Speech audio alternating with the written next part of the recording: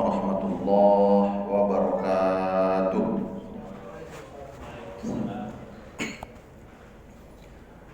Bersyukur kepada Allah Subhanahu wa taala dengan lafaz hamdalah.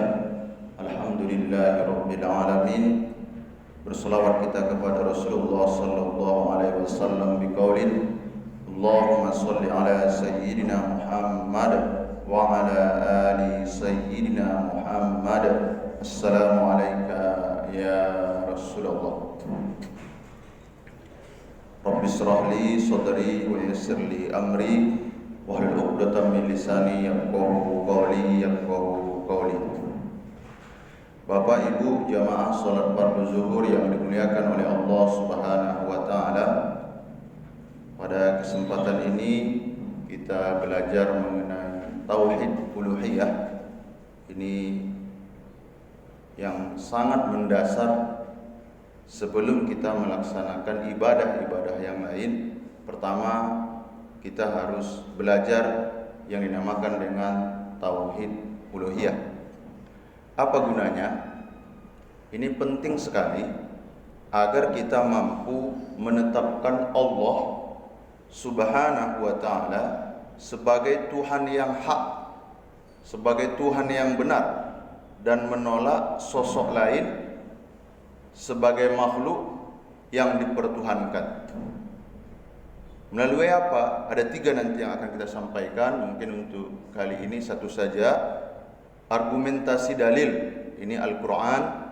Yang kedua, argumentasi logika dan ditopang dengan dalil. Yang ketiga, pembuktian vertikal. Di dalam Al-Quran surah Muhammad ayat ke-19, Allah jelas mengatakan fa'lam annahu la ilaha illallah. Ketahuilah bahwa tiada Tuhan selain Allah. Di sini digunakan dengan kata-kata fa'lam. Kita dituntut, al aslu lil amri al wujub. Kita dituntut agar kita mengetahui, mengenal siapa Allah Subhanahu wa taala itu. Dengan cara apa? Pertama, kita mengenalnya melalui namanya. Nah, ini insyaallah kita hafal betul surah ini. Satu surah yang sangat pendek, yaitu surah yang ke-112. Bismillahirrahmanirrahim. Qul huwallahu ahad. Kalau ditanya nanti, siapa Tuhan antum? Siapa Tuhanmu? Jawabannya dengan kata-kata Allahu ahad. Ini secara tidak langsung, otomatis Tuhan-Tuhan yang lain itu tidak diakui. Bagaimana? Gini, nanti Bapak Ibu lihat lagi di Al-Quran, ahad. Kata-kata ahad itu menunjukkan satu, tidak ada yang lain. Kalau wahid itu menunjukkan satu, tapi nanti ada 2, 3, 4, 5, 6, 7. Wahid, isnani, salasah. Kalau pakai alif lam al-ahad, ini nanti diawali dengan kata-kata sebelumnya. Misalnya yaumul ahad, tapi Allah pertegaskan di sini dengan menggunakan ahad. Qul huwallahu ahad.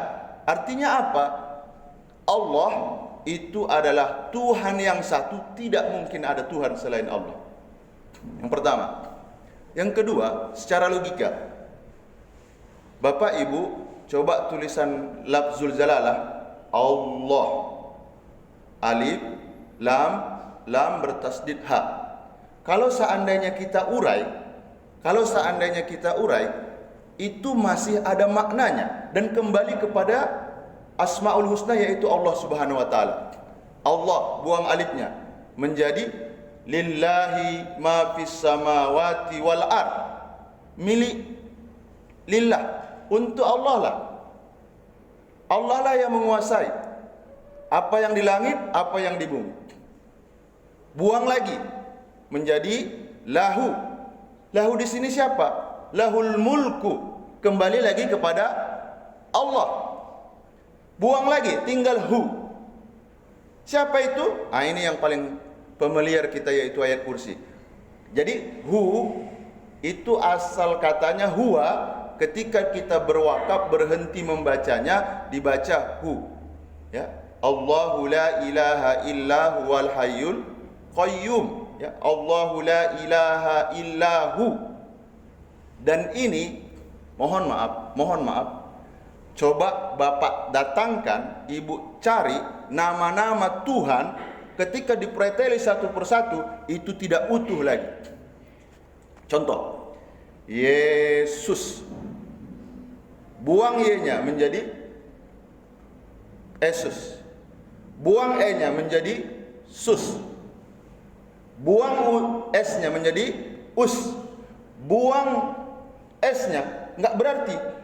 Tapi ketika lafzul jalalah itu pun dihilangkan semuanya, masih ada enggak terkandung di situ Asmaul Husna, yaitu Allah Subhanahu wa taala? Ada. Ketika dihapus pun seluruh hurufnya, inilah kita dikenalkan oleh Allah, yaitu surah Al-Baqarah. Alif Lam Mim, dzalikal kitabu la raiba fihi hudal lil muttaqin alladzina yu'minuna bil ghaib. Ketika dihapus pun dia itu kembali lagi kepada Zat yang maha suci, yaitu Allah Subhanahu wa taala. Kalau ada makhluk manusia, contoh Firaun yang mengaku Tuhan, urailah kata-kata itu. Firaun, hilangkan fa-nya menjadi riun atau roun. Dipreteli, dia tidak akan kembali ke nama asalnya. Jadi uniknya bahwa kalimat Allah itu disandingkan dengan ahad, menunjukkan bahwa Tuhan-Tuhan yang lain tidak akan bisa menyetarai, tidak akan sama, tidak ada Tuhan selain Allah Subhanahu wa ta'ala. Bapak Ibu, ini Al-Quran mengenalkan kita. Jadi kalau ditanya, siapa Tuhanmu? Kita jawab, Allahu Ahad. Kata-kata ahad ini akan menghilangkan. Jadi orang Arab kaget ketika disebut ahad, berarti automatically itu seluruh Tuhan-Tuhan tidak diakui lagi. Kenapa? Karena yang menamakan Allahu Ahad itu bukan Nabi Muhammad, tapi langsung Allah. Makanya orang Arab kafir pada saat itu ketika mendengar kata-kata Allahu Ahad, mereka terkagum-kagum. Karena secara gramatikal kata-kata ahad satu, tidak ada yang lainnya. Kalau wahid ada al-isnain, ada sulasa.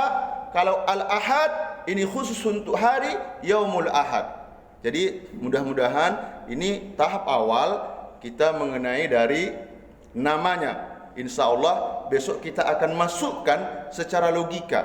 Kenapa sih Allah itu harus disembah? Mudah-mudahan kami berdoa apa yang kami sampaikan ini bisa dicerna, mudah-mudahan menjadi ladang amal untuk kita semua dan menambah ilmu pula. Mari kita tutup dengan ucapan hamdalah. Alhamdulillahirabbil alamin.